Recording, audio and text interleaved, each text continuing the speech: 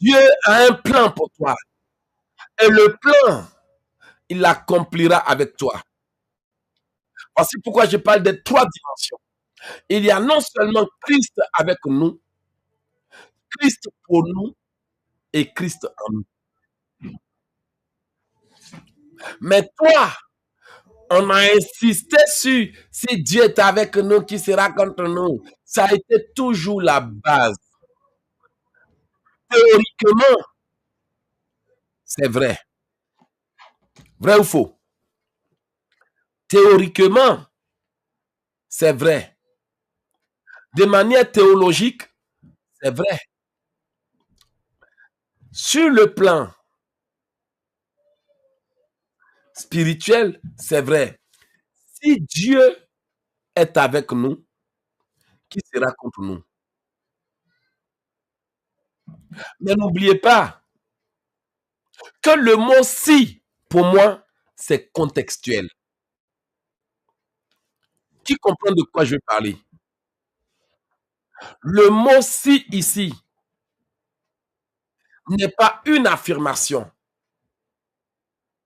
mais c'est une évaluation sur une possibilité. Donc, de manière contextuelle, il y a un contexte.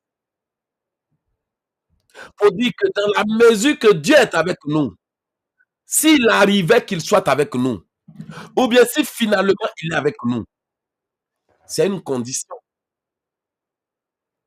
C'est pas une probabilité. C'est pas une faisabilité. Donc, ça veut dire que si moi j'ai fini par mettre Dieu à mes côtés, qui sera contre? Si Dieu décide finalement, amen, de m'aider. Donc, toute phrase qui commence par le si est conditionnelle. Le si n'est-il pas conditionnel? Dis-moi.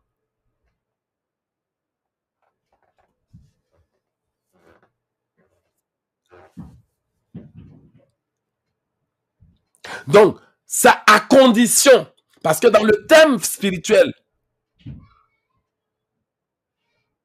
toute proposition introduite par si est utilisée dans un temps de l'indicatif. Vrai ou faux?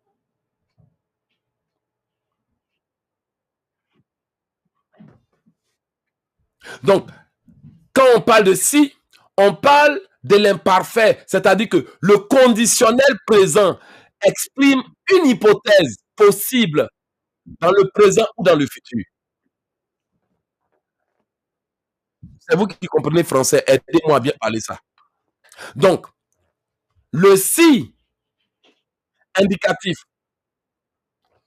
exprime quelque chose de conditionnel présent, exprime, vous voyez que ça exprime une hypothèse possible dans le présent ou dans le futur. Voici pourquoi certains disent, si Eloge était là, si mon pasteur était là, ça n'allait pas arriver. Vrai ou faux? Vrai ou faux?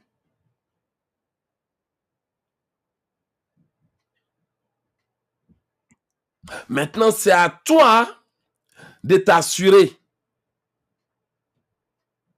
que, ok, Dieu m'a dit qu'il est avec moi. Dieu m'a dit qu'il est avec nous. Et dans la mesure que les gens sont un peu en train de s'inquiéter, là, tu leur dis, mais si Dieu est avec nous, qui sera contre nous? Il est déjà avec nous. Donc ça, c'est dans la mesure que Dieu a déjà confirmé que je suis avec vous. Mais il peut aussi arriver que le si soit dans un contexte qui laisse à revoir, vrai ou faux, à évaluer ou à trouver un moyen. Parce qu'on peut aussi dire, battons-nous pour que Dieu soit avec nous. On peut aussi dire, faisons tout pour que Dieu nous accompagne. On peut aussi dire, prions pour que Dieu mette sa main dans cette affaire. Donc, si Dieu est avec nous, qui sera contre nous? Or, ici, dans la version biblique que nous sommes en train de voir, il est bien dit, tout simplement, si Dieu est avec nous, qui sera contre nous? Si Dieu est pour nous, donc, c'est une hypothèse à évaluer, à étudier, à analyser pour voir dans quelles conditions moi je me situe. Et voici pourquoi je peux me permettre de dire que si Dieu est avec toi, tout ça ne serait jamais arrivé. Et que lorsque Dieu sera pour toi, ils ne pourront rien. Mais les Écritures disent que avec Dieu, nous ferons des exploits. Et les Écritures disent que Christ en nous, l'espérance et la gloire. Les Écritures disent que nous pouvons tout faire par sa puissance qui agit en nous. Voici pourquoi lorsque Nicodème va voir Jésus, il dit, personne ne peut faire ça si Dieu n'est pas avec elle. Donc il est en train de dire que il est probable que Dieu soit avec toi. Parce que les gens qui sont capables de faire des choses comme ça, ce sont les gens avec qui Dieu est. Donc, de manière inverse, Nicodème est en train de donner un message prophétique pour dire ce que nous avons vu Jésus faire là. Il n'y a que ceux avec qui Dieu est qui font ça. Donc, d'une manière inverse, Nicodème n'a pas fait que poser une question à Jésus. Il a affirmé à Jésus que ce que tu fais, il n'y a que ceux en qui Dieu est qui peuvent le faire. Donc, c'est une révélation pour toi pour dire que ce que Jésus a fait, tu peux aussi le faire si Dieu est avec toi.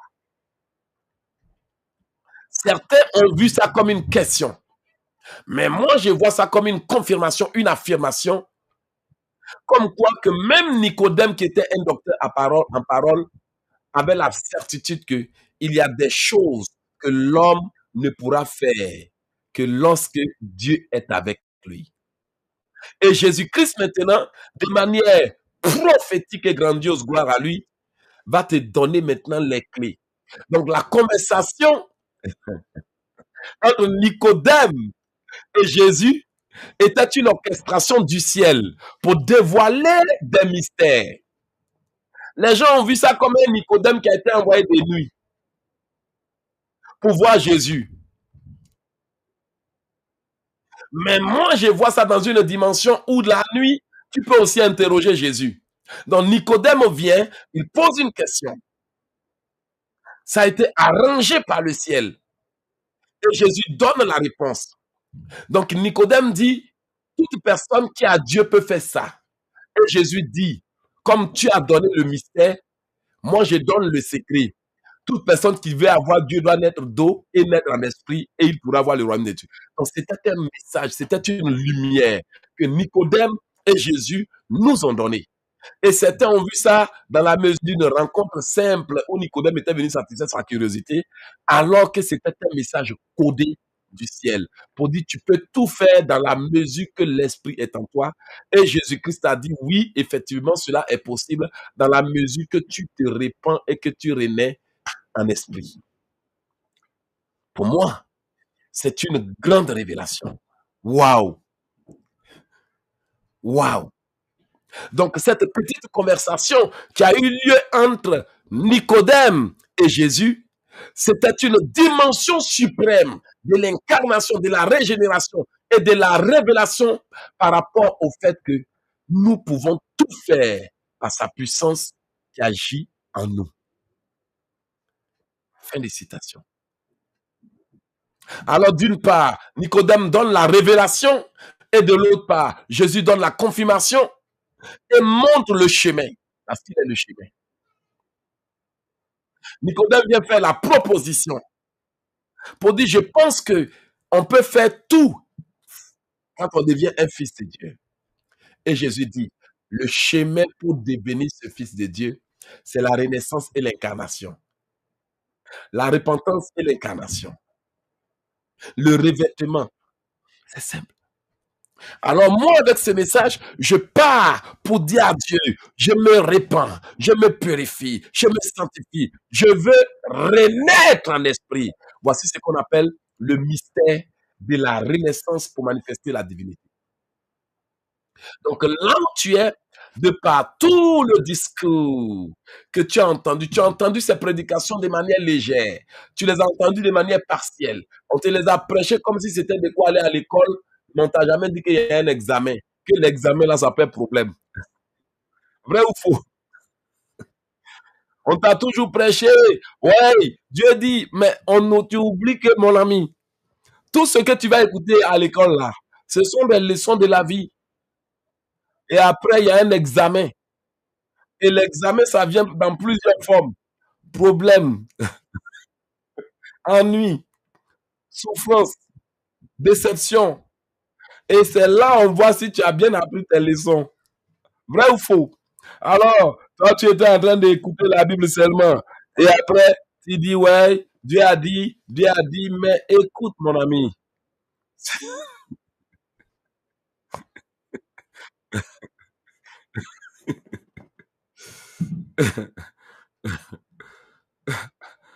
Est-ce que quelqu'un peut dire, Seigneur, je vais renaître?